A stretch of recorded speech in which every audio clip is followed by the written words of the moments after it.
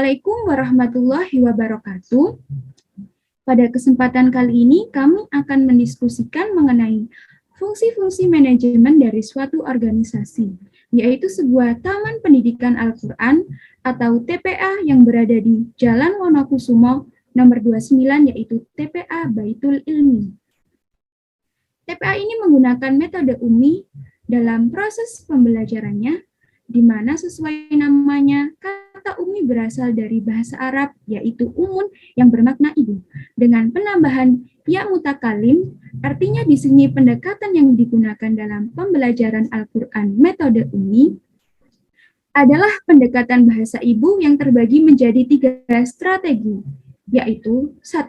Direct method atau langsung, dibaca tanpa dieja atau diurai, atau tidak banyak penjelasan. 2. Repetition atau diulang-ulang. Dan 3. Affection atau kasih sayang yang tulus. Baiklah, penyampaian penerapan fungsi manajemen TPA Baitul Ilmi dimulai dari ini. Waktu dan tempat dipersilahkan. Saya akan menjelaskan proses perencanaan dari TPA Baitul Ilmi. Setiap perusahaan atau organisasi tentunya mempunyai visi dan misi di dalamnya. Begitupun juga dengan TPA Baitul Ilmi. Dengan adanya visi dan misi, maka tujuan dan cita-cita suatu organisasi akan sukses dan tercapai di masa depan.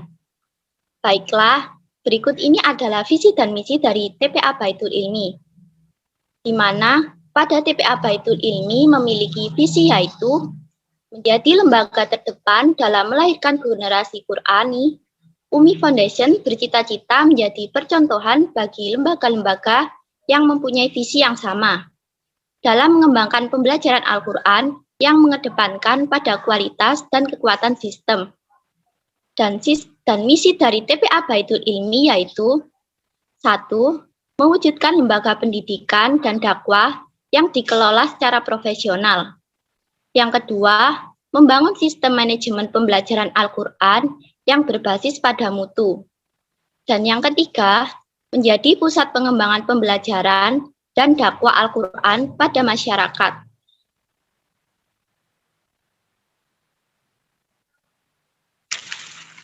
Saya akan melanjutkan dari Indri, yakni sesuai visi dan misi tersebut terdapat 10 pilar mutu UMI Foundation yang tidak dapat dipisahkan dalam implementasi pembelajaran Al-Quran yang harus diterapkan oleh semua pengguna UMI untuk mencapai hasil yang berkualitas. Dalam mencapai visi UMI dan misinya diantaranya yaitu 1. Goodwill dan manajemen atau dukungan dari UMI Foundation langsung atau pihak lainnya. Yang kedua, sertifikasi guru. Semua guru harus sudah lulus TASI dan mengikuti pelatihan metodologi dengan manajemen pengelolaan pembelajaran Al-Quran metode UMI. Maka 3 guru di TPA Baitul Ilmi ini harus melakukan sertifikasi. Yang ketiga, tahapan yang baik dan benar, yakni 7 tahapan dalam pembelajaran metode UMI, diharapkan berjalan dengan baik. Yang keempat, target jelas dan terukur.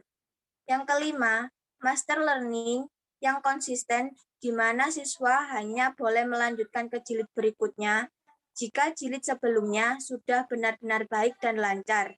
Mengenai hal tersebut, di TPA Baitul Ilmi ini sudah menerapkannya. Yang keenam, waktu yang memadai. Pembelajarannya dilaksanakan minimal 4-5 kali seminggu dan setiap pertemuannya 60 sampai dengan 70 menit. Di TPA setiap hari Minggu sampai Jumat dari jam 16.00 sampai dengan 17.00. Yang ketujuh, rasio guru dan siswa yang proporsional, di mana terdapat 10:1, yakni 10 siswa dipegang oleh 1 guru dalam proses pembelajarannya. 8. Kontrol internal oleh koordinator lembaga dan kontrol eksternal oleh UMI Foundation wilayah kabupaten atau kota, serta UMI Foundation pusat, di mana nantinya terdapat kunjungan setahun sekali. 9. Progress report setiap siswa. Setiap semester akan diadakan penilaian. Yang ke-10, koordinator yang handal. Selain itu, di TPA Baitul Ilmi juga menerapkan beberapa proker atau program kerja yang dibagi menjadi 3 macam, yaitu program kerja harian, program kerja bulanan, dan program kerja tahunan. Di mana program kerja harian tersebut diantaranya yaitu 1. Mengadakan tabungan siswa setiap hari, 2. Setiap hari Kamis diadakan istighosah dan takbir bersama dan adanya kopiah keliling atau infak. Ketiga, setiap hari Jumat di minggu pertama, rutin melakukan praktik sholat untuk santriwan dan santriwati. Keempat, setiap hari Jumat selain minggu pertama, para santriwan dan santriwati menyetorkan hafalan surah-surah pendek. 5. Setiap hari Minggu mempelajari fikih umum, seperti tata cara wudhu, kewajiban untuk sholat, kewajiban berpuasa, dan lain-lain. Dan biasanya juga ada ceramah. 6. Setiap hari Rabu malam, di luar pembelajaran, diadakan ngaji fikih untuk santriwan dan santriwati yang sudah Al-Quran atau yang sudah tamat. Sedangkan untuk program kerja bulanan, TPA Baitul Ilmi melakukan Quran setiap bulan pada minggu kedua. Selain itu juga melakukan evaluasi untuk para guru atau ustadz dan ustadzah bersama kepala TPA setiap awal bulan, serta melakukan evaluasi untuk guru atau ustadz dan ustadzah dan tadarus bersama koordinator setiap hari Jumat di minggu kedua setiap bulannya. Untuk program kerja tahunan, TPA Baitul Ilmi akan dibacakan oleh Ilham.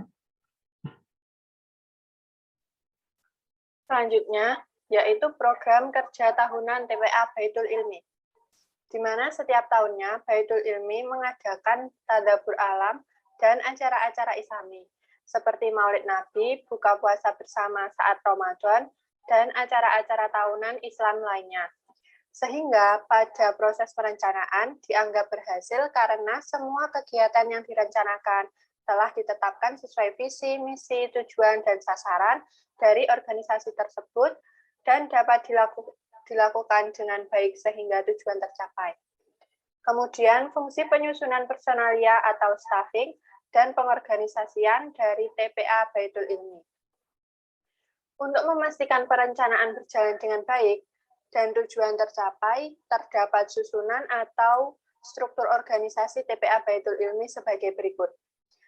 Kepala TPA Trijoyo Budiono Eskom IEM-SOS, Koordinator Pembelajaran Miftahul Irfan, Administrator Juliana Fitria, Guru Pengajar Juliana Fitria, Miftahul Irfan, dan Muhammad Aziz, Pengawas Fira, dengan jumlah guru 3 dan jumlah siswa 32.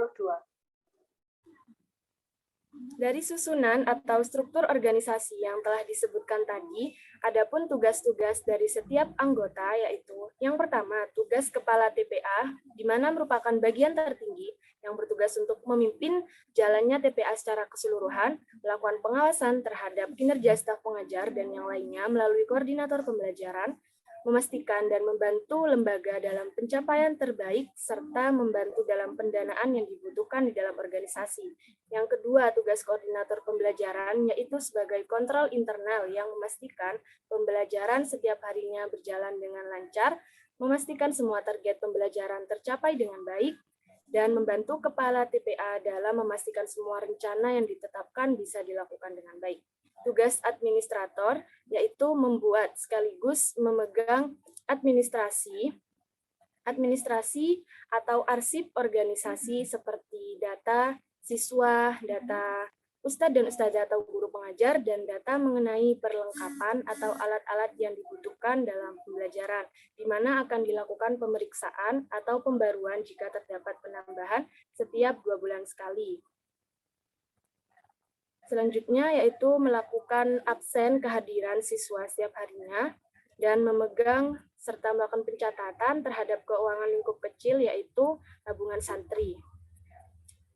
Tugas yang selanjutnya yaitu tugas pengawas sekaligus pendanaan. Yang pertama, melakukan fungsi pengawasan terutama pada kehadiran guru, memastikan semua guru hadir dan tidak terlambat setiap harinya, memegang dan melakukan pencatatan terhadap keuangan lingkup besar, yaitu uang sedekah wali santri setiap bulannya, dan mengumpulkan donatur-donatur dari luar. Membantu si sekretaris atau administrasi dalam melakukan tugas setiap harinya seperti pencatatan uang tabungan. Nah, dapat dilihat dari susunan organisasi TPA Baitul Ilmi. Susunannya tersusun rapi karena semua anggota mempunyai job desk atau tugas masing-masing sehingga visi misi dapat tercapai dengan baik. Berikutnya yaitu fungsi manajemen pengarahan pada TPA Baitul Ilmi. Terdapat beberapa bagian dari pengarahan, diantaranya yaitu manajemen komunikasi. Diadakan rapat setiap awal bulan untuk evaluasi bersama Kepala TPA. Diadakan rapat setiap minggu kedua untuk evaluasi sekaligus tadarus Quran, khusus para pengajar bersama koordinator pembelajaran. Serta manajemen konflik di TPA Baitul Ilmi. Terdapat kemungkinan konflik yang terjadi. Yang pertama, yaitu jika ustadz atau ustazah tidak ada yang masuk.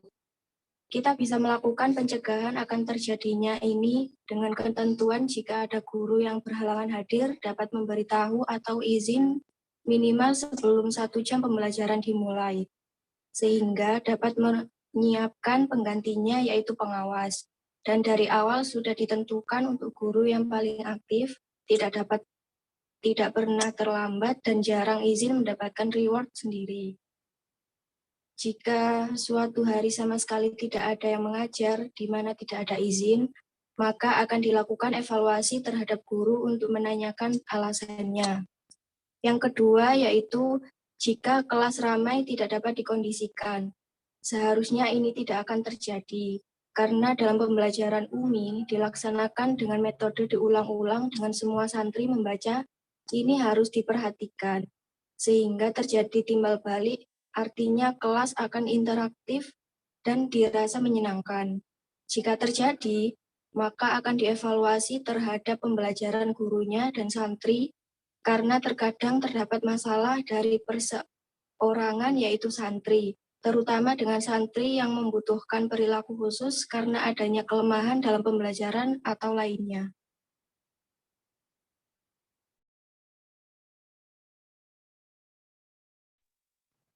Selanjutnya, fungsi manajemen yang terakhir yaitu fungsi pengawasan.